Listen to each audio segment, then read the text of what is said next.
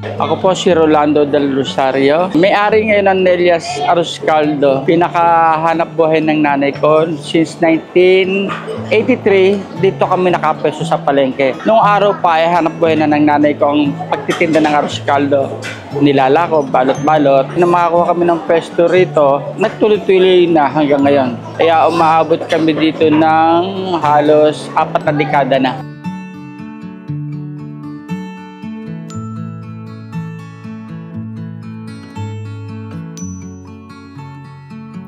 Hindi naman siguro kami tatagal, kundi tatangkalikin ng mga tao ang lugaw namin. Ang lugaw na dilaw, although parehas ang lugaw naman yung goto at arroz caldo. Yung arroz caldo dilaw, ang laman niyan ay baboy. May tarapilya ang pinakalaman niyan. Pero pwedeng may manok, pwedeng may atay, pwedeng itlog lang o kaya lugaw lang. Sa goto ay baka, goto tuwalya. Pero pwede mo siyang lagyan din ng mga manok, atay, itlog. Plus yung isa pa namin paninda na sotanghon.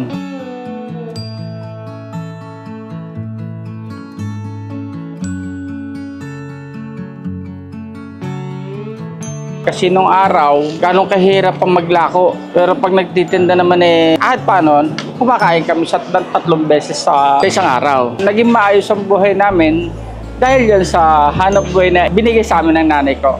Nanay ko may buhay pa. Kaya lang, na-stroke, hindi na kayang pumunta ng palengke. Pero malakas pa.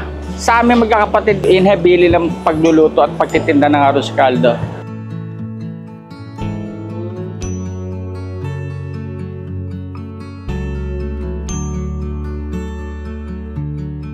Mapapasarap sila ng kain sa tindahan ko, sa Nelias Arroz Caldo. Kasi sabi nga siya, hindi ako babalikan ng tao kung hindi masarap ang luto ko.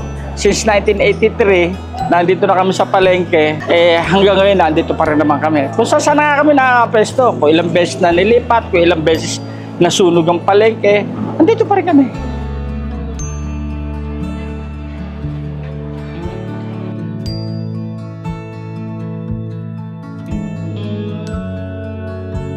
Doon sa matatagal kong suki, maraming salamat sa pagtangkilik nyo.